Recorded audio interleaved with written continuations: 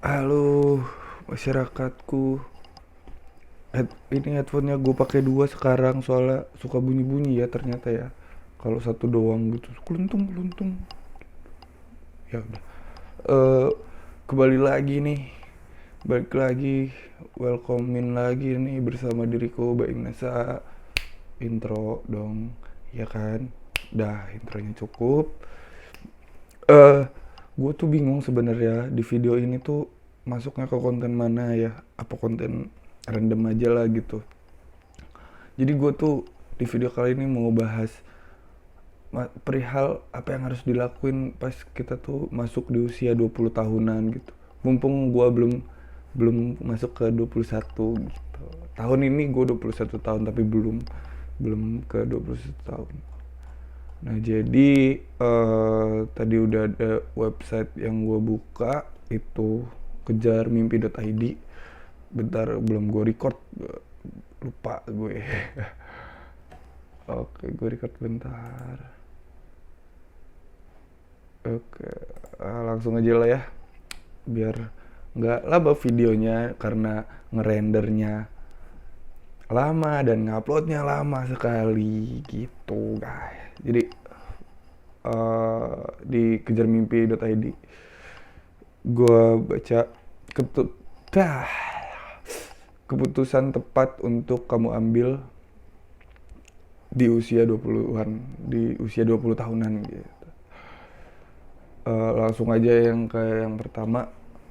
Satu, meluangkan waktu untuk keluarga dan orang terdekat. Berasa sih ini kayaknya harus deh, harus sebenarnya. Hal nomor satu ini nih ngajarin kita buat manage waktu sama tahu prioritas aja sih. Soalnya abang berasa juga gua tuh semenjak masuk 20 tahunan kayaknya lebih, gua pribadi ya lebih ngerasa menghargai waktu untuk keluarga dan orang-orang terdekat gitu. Orang terdekat di sini apa ya, menurut gua kayak orang-orang yang ngasih orang yang pernah ngasih masukan ke gua, yang bikin gue bangkit segala macem. Waktu kan kita zaman puber tuh pastilah sempet lah nakal-nakal gitu, dan banyak ketemu orang-orang yang bisa ngubah sudut pandang kita, cara pikir kita gitu kan. Itu sangat menghargai banget gitu. Jadi setiap gue pulang dari rantau kuliah gitu, setiap ada waktu untuk pulang, gue semenjak udah ngerasa gede nih gue gitu, udah waktu itu udah masuk, baru masuk umur 20 tahun juga, gue lebih suka di minggu awal gue pulang tuh bener-bener waktu untuk keluarga sih, kayak bikin acara makan bareng, bahkan nongkrong bareng.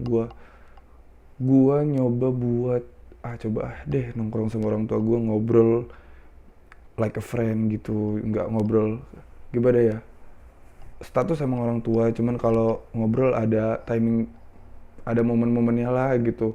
Momennya orang tua dengan anak, momennya orang tua sebagai teman si anak gitu. Jadi seru banget, seru. Dan orang-orang terdekat menurut gua sih di sini itu orang-orang yang udah bisa ngubah sudut pandang lo dari yang buruk ke yang lebih baik gitu. Saudara-saudara terdekat segala macam. Itu sih belajar prioritasin waktu, nentuin prioritas dan manage waktu itu penting banget. Gue pun masih belajar sampai sekarang. Nomor dua, bertemu dengan orang baru dan melakukan networking. Seperti apa yang gue bilang di video kemarin yang judulnya kayaknya hidup gue gitu-gitu aja sih, kita tuh harus bertemu orang baru gitu. Karena fungsinya apa ya?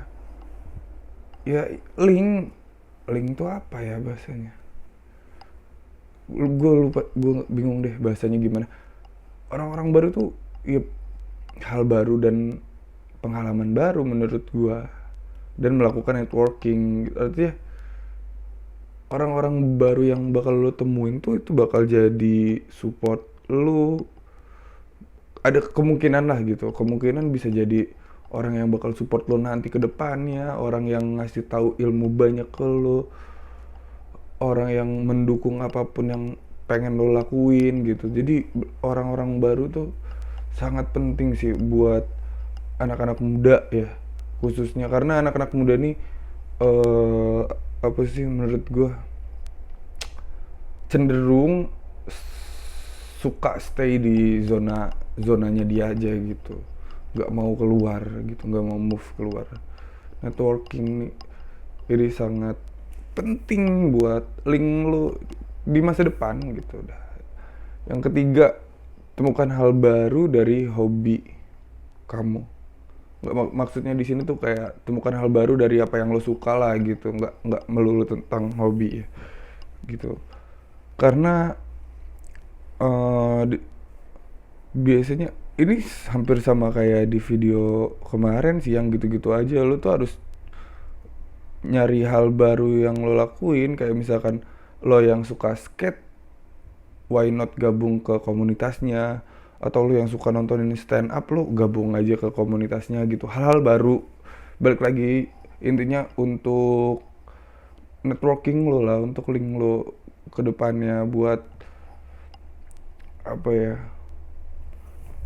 buat iya buat perkembangan diri lo lah gitu. Karena lo bakal nanti kan dengan lo misalkan lo suka skate, lo masuk ke komunitasnya, lo ketemu banyak orang-orang baru tuh dengan background yang berbeda-beda, pengalaman yang beda-beda ya kan di sono. Jadi di komunitas lo bisa sharing tentang skate, bahkan tentang masalah hidup. Mungkin ada kalau misalkan ada yang deket sama lo gitu, ya gitulah, lo harus ngembangin diri lo. Yang keempat, belajar sabar dan tidak stres. Merupakan hal yang wajar ketika kamu ingin membuat kemajuan drastis dan cepat atau instan lah ya di usia 20 tahunan. Karena menurut gue jiwa mudanya tuh lagi membara lah, pengen gue harus bisa ini, gue harus bisa ini, bla bla. Banyak hal yang kamu lakukan dalam satu waktu karena kamu ingin mengakselerasi proses kejar mimpimu. Dampaknya kamu akan menjadi orang yang tidak sabaran dan cenderung diliputi dengan perasaan stres gitu. Jadi karena lo ngerasa pengen instan, sampai otak lo tuh ngerasa itu tuh beban buat lo gitu loh. Jadi jangan sampai stres tuh bisa berujung ke depresi gitu. Dan penyakit mental tuh menurut gue lebih berbahaya lah gitu, karena susah kedeteksinya. Jadi makanya lakuin yang lo suka, kayak yang di nomor 3 tadi, lakuin yang lo suka biar nggak jadi beban. Jadi lo bisa bisa nikmatin prosesnya. Gue pun masih ngerasain hal ini sih, nggak munafik, gue jiwa mudanya masih membara banget. Gue pengen gercep, kayak banyak mimpi-mimpi gue yang pengen banget gue capai, tapi realitasnya ya kita harus jalanin prosesnya lah, nggak bisa langsung jebret. Dan ya itu, di prosesnya itu ya sambil belajar sabar juga gitu menurut gue. Lanjut ke nomor 5, belajar sebanyak yang kamu bisa dan mampu gitu. Penyebab pikun di usia tua adalah karena manusia cenderung lupa untuk mengasah kemampuan otaknya dengan berhenti belajar. Jangan lewatkan masa muda kamu dengan sibuk mencapai materi dan status sosial, namun lupa mengisi kapasitas diri dengan ilmu. Menjadi orang yang resourceful, gue nggak ngerti bacanya gimana, dengan terus belajar dan mengasah kemampuan diri juga sangat berguna untuk kamu kejar mimpi gitu. Artinya gini, banyak sih orang-orang, dosen gue sendiri yang ngomong, karena ada satu dosen gue yang udah tua banget, dan ada temen gue yang waktu itu nyoba nanya, "Pak, kenapa sih masih mau ngajar, nggak di rumah aja, capek gitu?" Karena simple, dia jawabnya, "Saya mau ngajar biar ya nurunin ilmu saya dan biar saya nggak pikun aja." Karena ya bener banget sih, kalau lu udah berhenti gunain otak lo, bukan berhenti gunain otak lo ya, maksudnya sangat meminimalisir kinerja otak lo, apa ya, mempekerjakan otak lo. Nah, banyak tanya di orang-orang tua ya, nanti pas umur tua lu tuh orangnya gampang pikunan gitu. Dan belajar di sini nggak melulu belajar akademik ya, kayak fisika, matematika segala macam. Nggak, banyak banget. Belajar di sini tuh definisinya luas menurut gua. Belajar ngomong, belajar debat, belajar selling, belajar bisnis, belajar apa, baca buku, belajar banyak hal dah. Maksudnya belajar di sini luas lah. Belajar tentang hidup pun termasuk belajar di sini. Lanjut ke nomor 6, keluar dari zona nyaman. Tuh kan yang gue bilang, penyakit anak muda itu mayoritas nyaman di lingkungannya dan orang-orang di sekitarnya. Udah tok nyaman di situ tok. Bahaya banget nih. Keluar dari zona nyaman adalah nasihat terkenal dari setiap orang yang sudah sukses. Bukan kata gua tuh bahkan. Sepenting itu dampak dari ketika kamu berani keluar dari zona nyaman. Bukan hanya sebagai langkah awal untuk kejar mimpi, mencapai kesuksesan, tapi banyak manfaat lainnya yang bisa kamu dapat. Ketika berani keluar dari zona nyaman, kamu jadi bisa meningkatkan wawasan, lebih mengenal diri sendiri, bisa meningkatkan kapasitas diri, memahami dunia dan orang lain. Nah itu penting juga, lo paham orang lain, lo nggak egois, nggak se-egois itulah gitu. Selain itu, keluar dari zona nyaman juga akan membuat kamu menjadi orang yang interest gitu. Lo tuh jadi orang yang interest itu apa ya, karena kamu akan menjadi pribadi yang lebih terbuka dan kritis gitu. Aduh, ketarik guys. Interest tuh apa ya, interest tuh kayak lo tuh orang yang excited lah gitu, apa ya, gue ngerti lah. Karena kamu akan menjadi pribadi yang lebih terbuka dan kritis gitu. Kenapa lo terbuka ya gitu, karena lo ketemu orang-orang baru. Keluar dari zona nyaman kan artinya keluar dari lingkaran yang lo punya sekarang gitu, yang isinya itu aja, yang isi orangnya itu aja, dan apa sih, lingkungannya tuh itu aja. Tapi ini lo coba buat keluar dari situ, artinya lingkungan baru dan orang-orang baru yang bakal lo temuin. Dan dari situlah lo bisa belajar buat terbuka, berkomunikasi, bersosial yang baik, tahu etika, banyak hal deh. Pokoknya keluar dari zona nyaman. Penyakit anak muda banget ini. Kacau. Kacau. Berat emang. Bukan berarti lo harus ninggalin teman-teman lama lo atau lingkungan lama lo, ya enggak. Yang harus keluar ini adalah bukan lo ganti temen, tapi lo memperluas jaringan pertemanan lo aja gitu, jaringan lingkungan lo memperluas diri lo gitu tuh. Paham lah, masa nggak paham sih, udah gede juga. Ih ampun. Canda. Yang ketujuh, menguasai satu hal yang kamu kuasai. Ini sih, ini hal yang masih gua pelajarin juga, karena gua sangat menyesal karena gue selalu belajar hal-hal baru, tapi setelah gue bisa, gue langsung move ke hal baru lainnya gitu. Itu nggak boleh juga sih, artinya harus ada satu hal yang lo kuasain gitu, satu bidang yang lo kuasain, satu apa ya, satu passion yang lo kuasain. Pengalaman gue dulu, gue belajar ngedit video, kayak gue berasa kayak gue seneng deh ngedit video gitu. Gue seneng, gue tahu dasar-dasarnya. Gue malah penasaran ke Photoshop, gue pindah ke Photoshop, terus gue malah penasaran ke Illustrator. Jadi belum sempet gue kuasain full, gue udah geser gitu. Itu nggak baik juga gitu. Jadi mending, saran dari gue pribadi buat lo yang udah tahu nih, tapi jujur gue ngelakuin hal itu karena gue sampai sekarang pun gue belum tahu sebenarnya passion gue tuh di mana sih. Hobi apa ya, iya passion gue tuh di mana. Gue sampai sekarang pun kayaknya masih belum bisa nentuin passion gue tuh di mana. Tapi buat kalian yang udah nemuin passionnya di mana, gue saranin lu tekunin banget, lu pelajarin banget sampai lu kuasain tuh semua hal yang ada di passion lu. Karena ya itu Ben, gak baik juga gitu. Kayak contohnya gini deh, misalkan lo biasa apa ya, lu kuasain deh pokoknya deh, intinya lu yang udah tahu passion lo di mana lu kuasain, sumpah bermanfaat banget gitu. Konsisten artinya, nggak kayak gua yang ganti-ganti segala macem gitu. Semoga di YouTube gua konsisten sih. Lanjut ke nomor 8, lakukan self improvement secara konsisten dan terus menerus. Melakukan pengembangan dan perbaikan diri tidak bisa dilakukan dengan melakukan posting quotes positif di media sosial, anjir mampus lo disindir, dan sebatas menyimpan info dan tips berguna di handphone kita tanpa ada satupun yang coba diaplikasikan ke hidup kamu. Self improvement harus dilakukan dalam bentuk aksi, konsisten dan terus menerus. Sekecil apapun usaha kamu untuk mengembangkan diri, lakukanlah terus tanpa berhenti. Small progress is still a progress. Jadi di usia 20 tahunan tuh lo harus belajar konsistensi untuk ngembangin diri lo.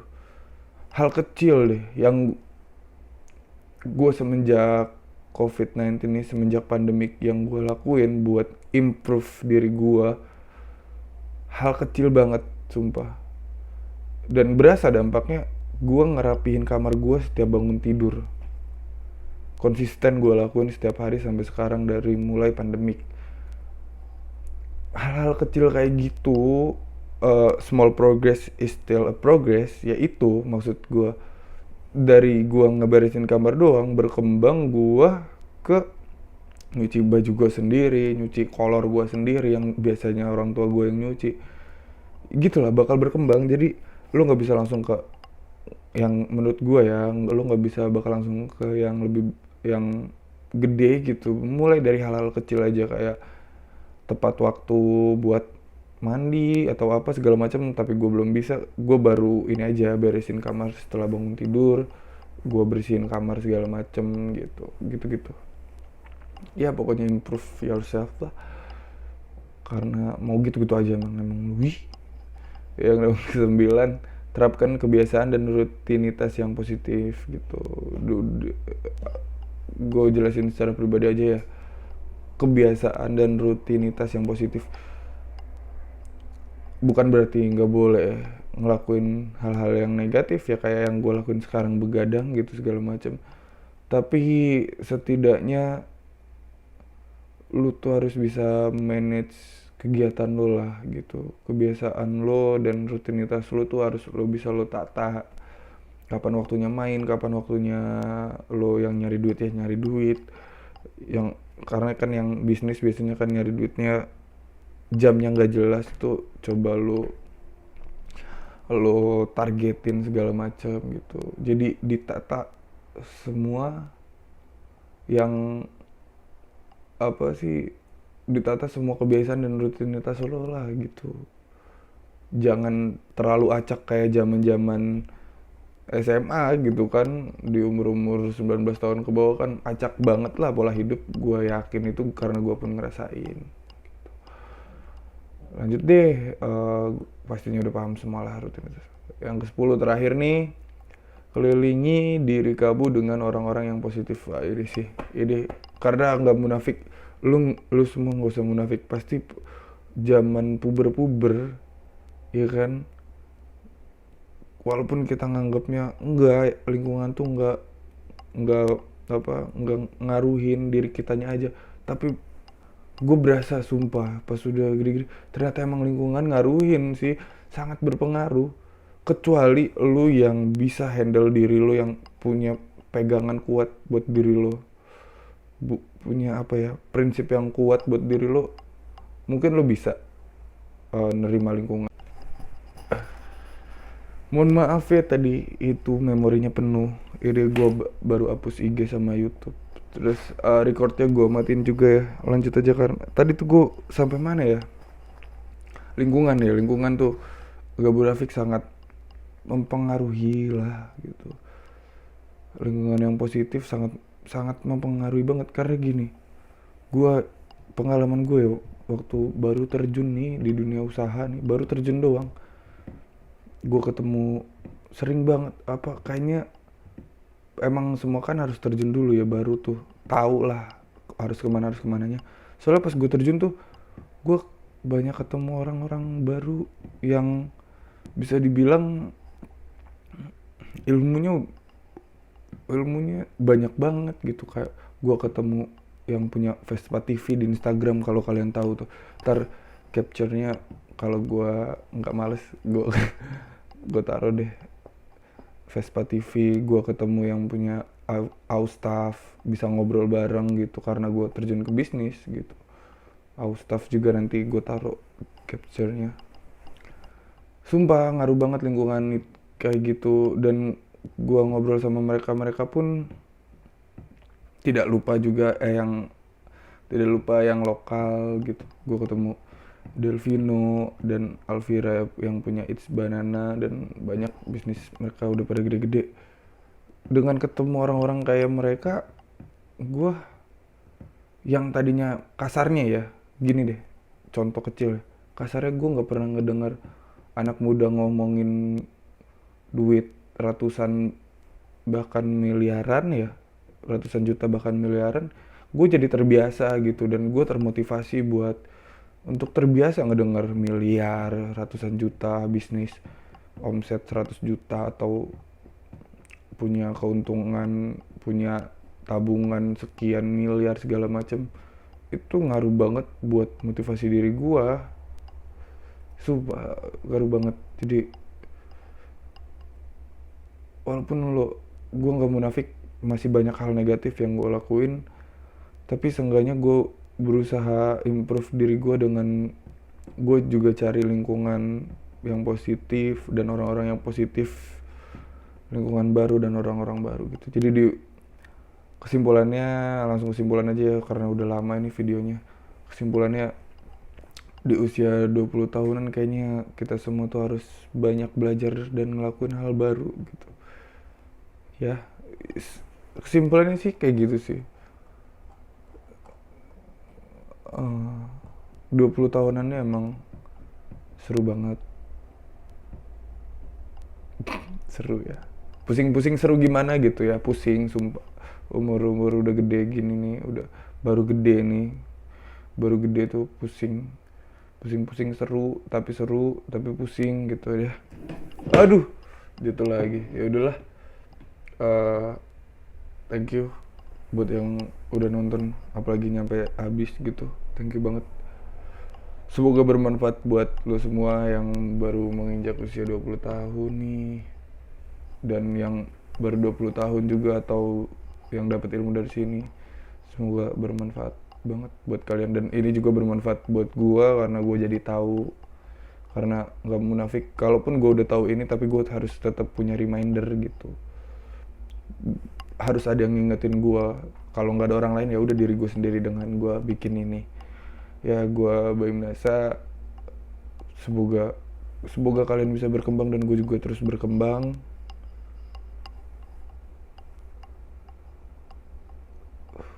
Kok gue gak tau, gue ngerasa sedih tiba-tiba. Ya udah, bye bye, thank you semuanya. Subscribe ya, di dukung gitu, belajar dukung sih. Canda, bye.